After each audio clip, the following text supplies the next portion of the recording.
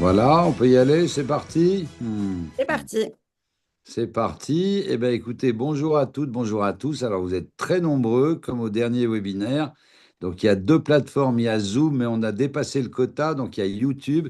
Est-ce que tout le monde est connecté, Lila? Oui, bah ça commence à Bon. augmenter en nombre de Bon, parties.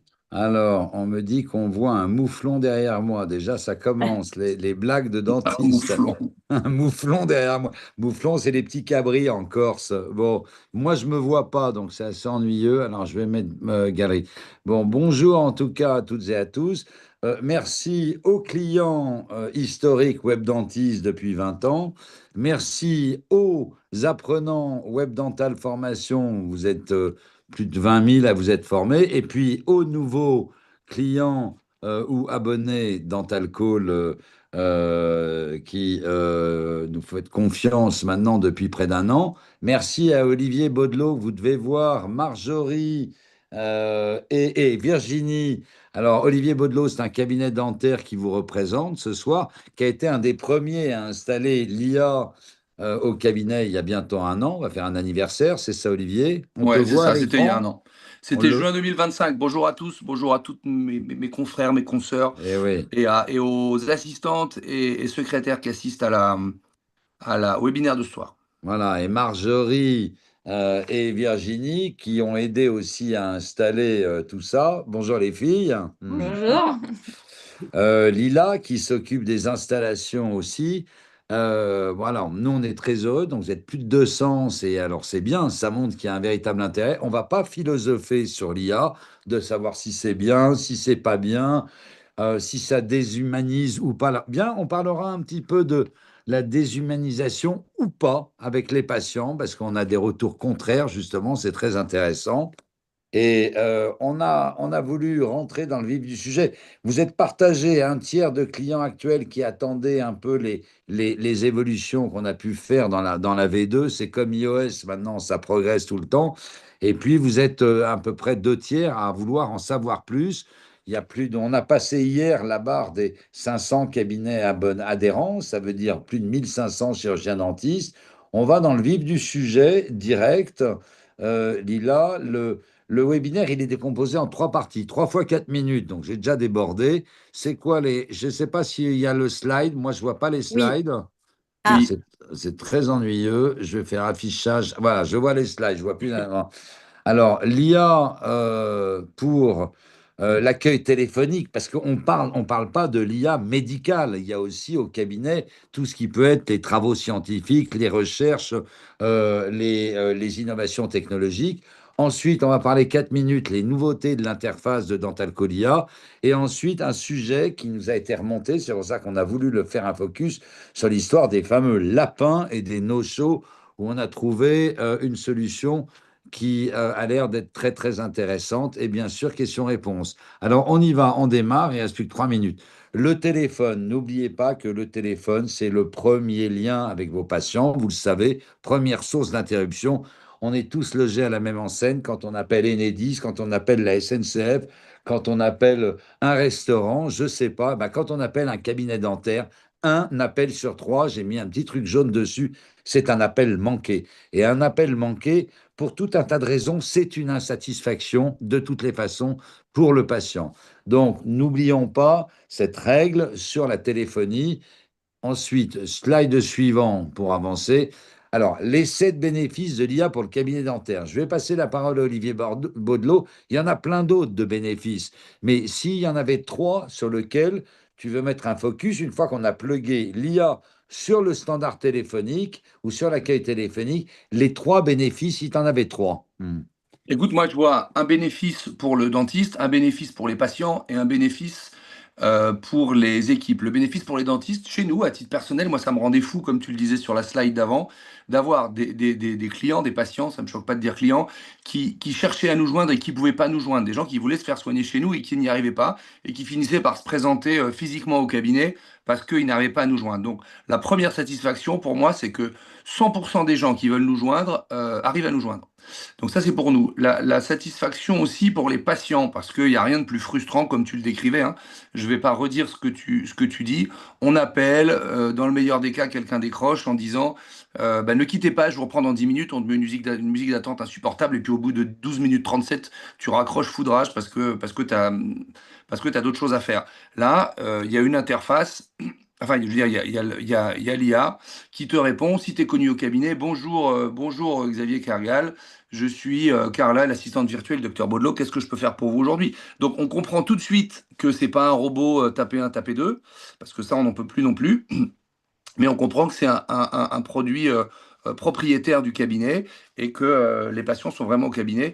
Et ça, vraiment, on a, honnêtement, hein, on a, allez, peut-être un ou deux retours négatifs en un an, des gens qui l'ont dit, disent oh là là, quand même, c'était mieux avant. Mais pour les patients, quand on parlait de déshumanisation, qu'est-ce qu'il y a de plus de déshumanisé? C'est d'avoir une sonnerie occupée ou personne qui vous répond, ou alors quand même d'avoir quelqu'un, quand bien même ce serait une IA, qui vous répond.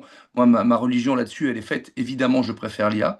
Et le dernier bénéfice, et qui est vraiment pas des moindres, c'est l'ambiance au cabinet et la possibilité pour les équipes de travailler plus sereinement, de façon plus organisée. Le premier truc qu'on a oublié, je parle à Marjorie et à Virginie avec lesquelles je travaille, c'est que ça fait un an que le téléphone n'a pas sonné au cabinet. C'est quand même un truc de dingue. Donc ça, pour les filles, c'est génial parce qu'elles devaient à la fois avoir le téléphone, parler aux gens qui étaient devant eux, répondre aux demandes des praticiens qui viennent au secrétariat. Enfin bon, elles ont un boulot de dingue. Ce sont les tours de contrôle du cabinet. Et les tours de contrôle, quand elles avaient quatre communications à la fois, au téléphone, en Alors, physique, bon, c'était un enfer. Donc alors, ça, juste terminer avec ça, une meilleure organisation, les filles peuvent prioriser leurs tâches et puis organiser leur travail comme elles le souhaitent. Voilà. Alors, je vois passer une question là, je ne sais pas sur quelle plateforme, mais ce que tu dis, oui, la QVT est très importante. On a discuté avec vos URPS d'ailleurs, que vous connaissez, et effectivement, on a des retours de cabinets qui nous disent, ben, ça change la vie en matière de qualité de vie au travail, c'est plus pareil. Je voyais passer une question, pourquoi maintenant? Pourquoi maintenant? Il y a une raison très simple, et c'est qu'il s'est passé en quelques mois avec l'IA. Bon, on sait tous que ça change toutes les 3 semaines. ChatGPT, Claude, David, Rémi, demain on verra qui arrive. Mais c'est surtout qu'il s'est passé deux phénomènes historiques. C'est que tout d'abord, les voix sont devenues quasi humaines, donc c'est pas une voix d'un ordinateur ou d'un robot, c'est très important. Et deuxièmement, un petit point de détail, ce qu'on appelle le temps de latence est devenu moins de 500 millisecondes. Ça veut dire quoi? Ça veut dire qu'un humain, quand il parle à une IA, s'il y a plus de 500 millisecondes d'écart dans la réponse, ça ne nous va pas, ça ne nous sied pas. Alors que maintenant, le temps de réponse, il est immédiat. Bon, voilà, donc Olivier a résumé. Un, bénéfice pour l'équipe, QVT. Deux, bénéfice pour les patients. Ben, au moins, il y a quelqu'un qui répond. On vous passe ces anecdotes avec des personnes âgées qui vont parler pendant 10 minutes avec l'IA. Et trois, pour le praticien, pour le management et pour le cabinet. Alors, allons-y. Compte rendu d'un appel. Bah, c'est aussi une des particularités de ces technologies, c'est que le cabinet reçoit immédiatement un compte rendu de l'appel, trié, organisé. Est-ce que c'est un appel pour recevoir une facture pour la mutuelle? Est-ce que c'est un appel pour vous vendre des implants?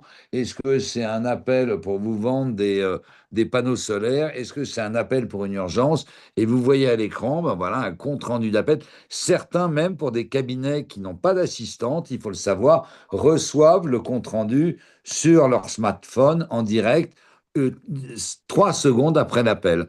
Donc, vous voyez, on a une partie du compte rendu. Voilà, slide suivant, Lila.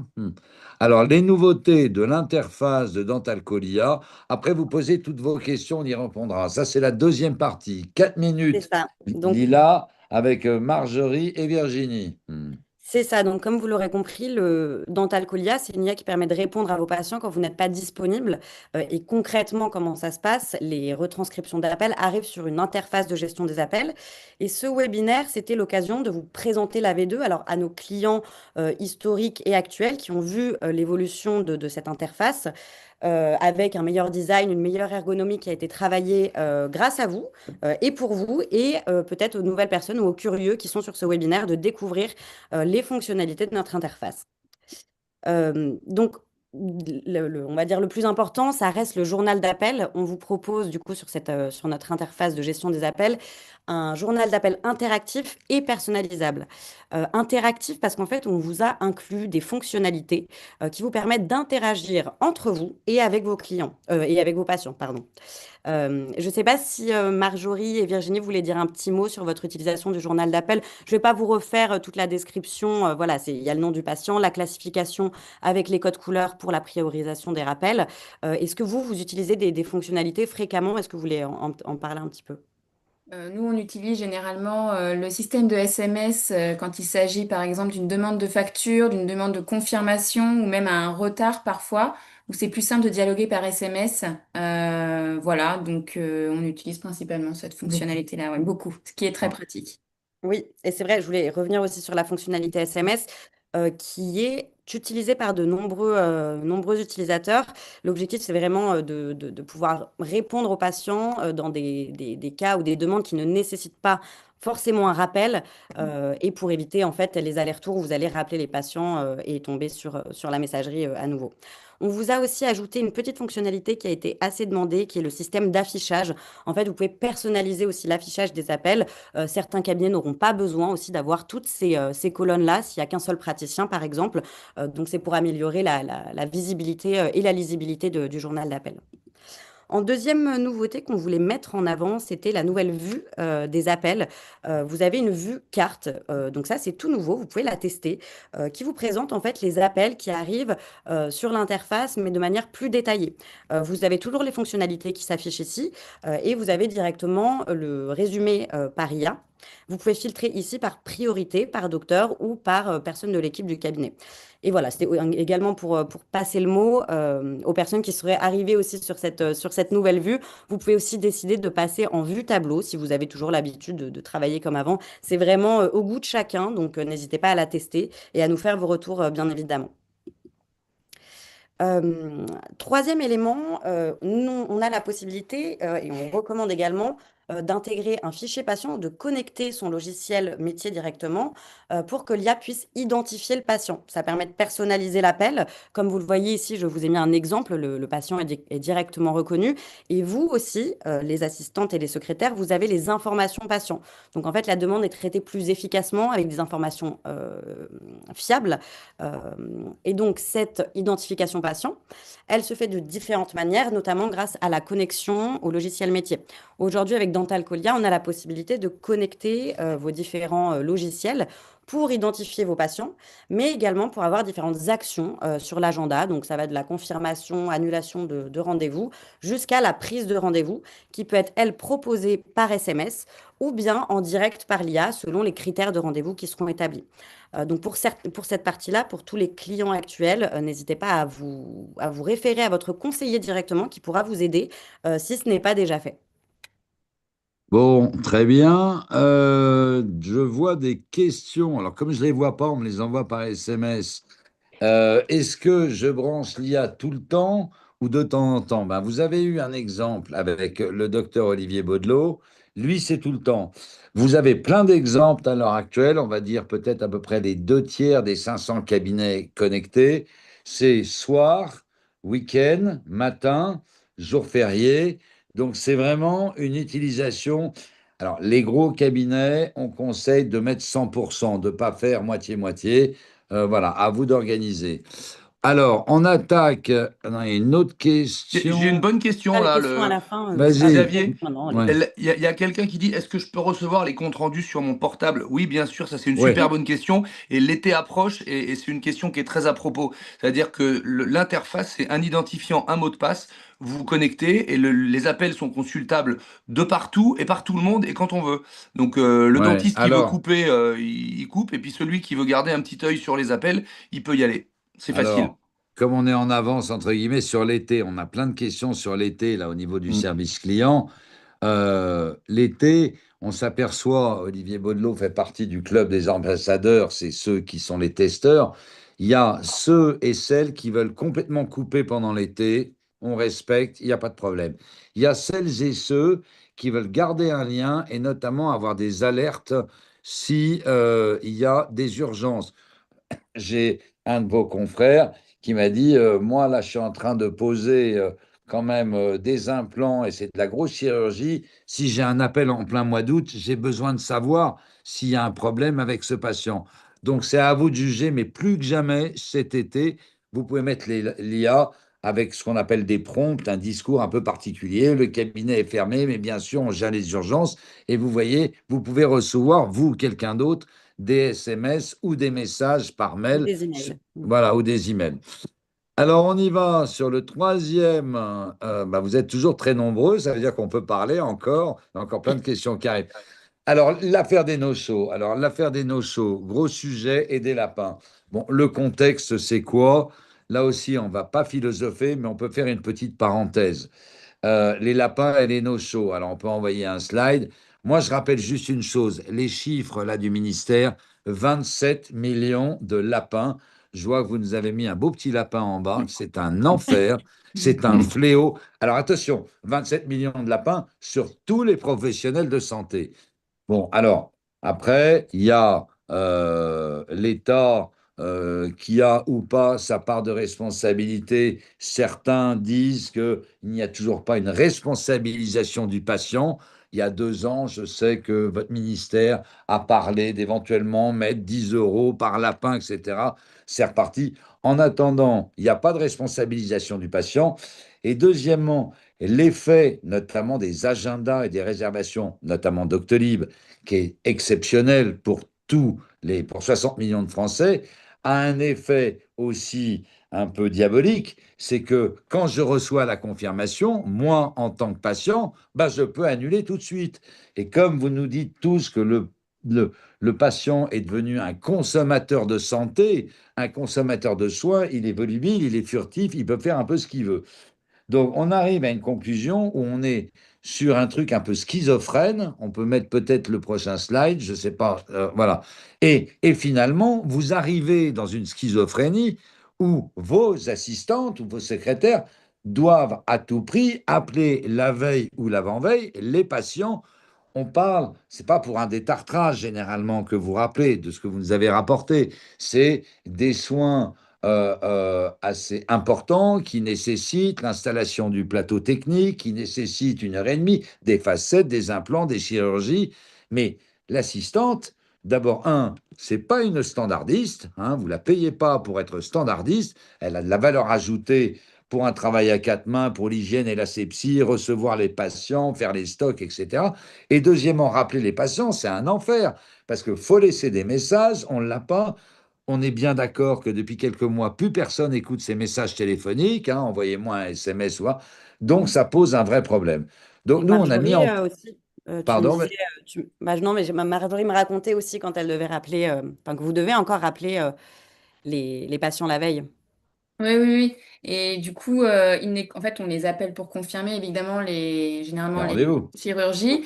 Et les patients nous rappellent derrière en disant, vous avez tenté de nous joindre, hein, sans laisser de message. Si, si, c'est juste que plus personne n'écoute les messages vocaux. Donc, Ouais. du coup, on envoie un SMS et en fait, c'est beaucoup plus pratique. Et admettons, il y a une réunion, le patient clique oui, comme ça, c'est confirmé. Et voilà, on sait que le patient est là demain, on peut anticiper. Alors, l'IA, qu'est-ce qu'elle permet, l'IA? Elle permet un truc de dingue. C'est que d'abord, on peut envoyer un SMS avec une obligation de réponse, c'est-à-dire qu'on est passé d'un patient passif où on lui rappelait un rendez-vous à un patient actif qui est obligé de répondre sur le SMS s'il confirme bien ou s'il vient pas. Et si jamais il ne répond pas, c'est là où Carla, alors je dis Carla parce que notre IA s'appelle Carla, mais pour plein de cabinets, elle s'appelle Marjorie, elle s'appelle Virginie. Eh bien, l'IA rappelle et elle dit, alors on peut montrer peut-être l'IA, d'abord le SMS. Voilà ce que reçoit votre patient. Bonjour Lila Kergal, pour des raisons de bonne organisation interne, merci de confirmer votre rendez-vous du lundi 15 juin à 11 heures en répondant oui ou de contacter le cabinet en cas d'empêchement de dernière minute. On ne dit pas qu'ils peuvent répondre non, sinon ils doivent faire la démarche d'appeler. Et si jamais il ne répond pas à ce SMS, l'IA téléphone au patient, va tomber le plus souvent sur le répondeur, mais va appeler jusqu'à temps qu'il y ait une réponse. Et voilà, si Lila, si tu es prête, voilà le message et voilà l'appel que va recevoir votre patient s'il n'a pas répondu au SMS. On y va, Lila. Ah, alors j'ai un petit Hein, problème d'audio. ça arrive, c'est pas grave. Écoute, Dis-moi. alors, en attendant l'IA, je crois qu'en cette période de vacances, on a parlé aussi, enfin, il faut parler du retour des vacances, qui est toujours pour nous une période vraiment anxiogène, avec l'écoute des messages répondeurs. C'est-à-dire que tu rentres de vacances, on est le 1er septembre, vous avez 43 nouveaux messages. Et là, tu passes 3 heures à écouter des messages, c'est insupportable. Le Dental Call, pour ça, c'est révolutionnaire parce que ça nous permet, eh ben, en un seul coup d'œil, d'avoir tous les appels Dis. et qui seront pré-triés. Donc, cette période de l'écoute Alors, du répondeur, c'est terminé. je me permets de te couper, Olivier, mais ce qu'il y a tous les lundis matins dans plein de cabinets, vous Oui, avez reçu 12 nouveaux c'est vrai, messages c'est vrai. du 0, 6, 1, Hmm, 2, 4, 3. Après, tapez 2 pour ouais. effacer, tapez 3. Ouais, c'est Hein. insupportable. Mais je veux te dire, tu peux pas imaginer ce que c'est pour nous quand on rentre de vacances. C'est-à-dire que tous les lundis, c'est déjà compliqué, mais alors le 1er septembre, c'est un enfer. Alors, je vais pouvoir vous partager l'audio. Alors, Super. Vous me l'audio, dites si ça marche donc, cette fois. le patient n'a Bonjour, pas répondu. enregistrez votre... Alors, Vas-y. Bonjour, alors, il va enregistrez démarrer votre... là. Bonjour, je suis l'assistante virtuelle du cabinet du docteur Dupont. Je vous appelle au sujet de votre rendez-vous prévu le lundi 15 juin 2026 à 15 heures. Pourriez-vous me confirmer votre présence? Oui, je serai présente. Parfait, je prends note de votre confirmation. Merci pour votre réponse, je la transmets au cabinet. Bonne journée et à bientôt. Alors, avant que Lila vous montre comment on fait ça, une assistante peut faire ou un assistant peut faire ça en moins de 1 minute, c'est surtout que vous avez l'information dans Doctolib et dans votre agenda métier ou Doctolib que le patient a bien confirmé. Alors, ça se passe en 4 étapes. 3 étapes, c'est moins d'1 minute, c'est-à-dire c'est une économie par jour entre certains cabinets, on m'a dit entre 5 et 20 minutes de rappel téléphonique par jour. Par jour, par jour. Alors on y C'est va, ça. montre Et Lila donc comment là, je ça vais se vous montrer passe. très rapidement en 4 étapes la fonctionnalité qui sera disponible dès ce soir ou demain matin sur tous vos espaces. La première étape est très simple, c'est de choisir le jour des rendez-vous à relancer et la durée des rendez-vous. Alors, il est possible d'ajouter un rendez-vous à relancer manuellement et pour ceux qui ont la connexion Doctolib actuellement, ils peuvent directement synchroniser les rendez-vous d'une journée sur Doctolib pour pouvoir les relancer d'un coup. Donc ici, par exemple, le choix du lundi 15 avec le temps minimum de rendez-vous de 45 minutes. Ça peut être 0 minute si c'est tous les rendez-vous. C'est selon vos critères. La deuxième étape, ça va être de choisir le canal de relance. Comme on le montrait juste avant, il peut y avoir simplement une relance par SMS, simplement une relance vocale, donc par appel sortant de l'IA, ou alors un SMS doublé d'une relance vocale. C'est-à-dire que si le patient ne répond pas au SMS, vous pourrez programmer un appel sortant et définir combien de temps après. Là, pour l'exemple, c'est C'est un ce que tu nous as montré juste avant. C'était le cas que tu nous as tout à montré juste fait. avant. Ouais. Ok. C'est ça. C'est l'appel que j'ai montré juste avant qui était enregistré et c'est toujours l'effet démo. Il y a eu un petit souci de son. Ensuite, il s'agit de programmer la date d'envoi. Donc, vous décidez à quelle date et à quelle heure vous programmez le premier SMS d'envoi. Donc voilà, ça se fait assez simplement. Franchement, ça se prend en main assez rapidement. Et une fois que vous avez fait tous ces paramétrages, les rendez-vous sont prêts à être confirmés. Donc en fait, vous avez une liste de rendez-vous qui sont en attente de réponse, en attente de relance. Et petit à petit, vous allez voir les rendez-vous relancés et confirmés. Vous aurez aussi la possibilité de voir les échanges entre la relance de l'IA et le patient. Donc là, je vais vous montrer ici comment ça se passe quand un patient confirme un rendez-vous. S'il répond par SMS, le rendez-vous, le statut va directement passer en confirmé. Et s'il répond aussi à l'appel vocal en disant je serai présent, le rendez-vous passera en confirmé automatiquement. Vous n'avez pas besoin de faire d'action manuelle. Vous pouvez aussi écouter l'appel. Si jamais voilà, vous avez une description, vous pouvez toujours écouter l'appel. Et l'avantage aussi, c'est que automatiquement, l'information remonte dans votre agenda Doctolib.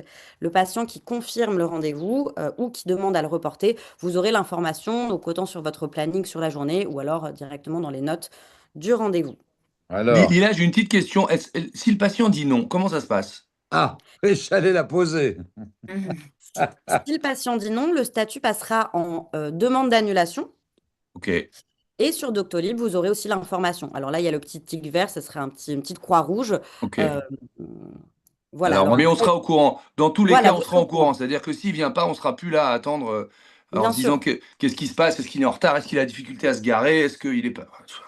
Bon, alors, il faut savoir que ça paraît compliqué, mais c'est hyper simple. On a fait le test hier avec le docteur Marc Bonnel, qui est un vieux copain à moi à Sceaux. Lila, qui n'est pas assistante, a mis moins d'une minute à sélectionner les patients qui peuvent. Alors, petite parenthèse sur la sélection des patients à relancer. Pour l'instant, on a une sélection par rapport sur 45 ou 1 heure, parce qu'on estime que c'est une intervention importante. Là, demain ou après-demain, dans quelques semaines, on va pouvoir faire une sélection. Vous avez des étiquettes, vous m'avez expliqué que vous avez des étiquettes sur Doctolib par rapport aux actes, et vous allez pouvoir automatiquement sélectionner un plan, chirurgie, C'est facette, ça. Il y a rendez-vous annuel. Voilà. À cet Donc, endroit-là, donc vous choisirez voilà. les rendez-vous à relancer, donc la Voilà. durée des rendez-vous et le type de rendez-vous. Donc on a Ça, des c'est nouveautés génial. qui arrivent sur ce Voilà. module, hein. Voilà, on vous présente parce que ça existe, vous pouvez l'utiliser et on a beaucoup de nouveautés qui arrivent effectivement. Et je reprends pour la question, si le patient, je l'ai vu dans Ouais. le chat, si le patient dit non à l'appel vocal, automatiquement le statut passera en demande d'annulation également. En fait, c'est automatique. On va pouvoir récupérer le statut sans que vous ayez à faire une action. Alors après, pour l'annulation sur Doctolib, on a différents types de demandes. On a des personnes qui souhaitent que le rendez-vous soit barré automatiquement, d'autres personnes qui souhaitent juste avoir une notification. Donc ça, on va pouvoir le gérer selon le besoin du cabinet.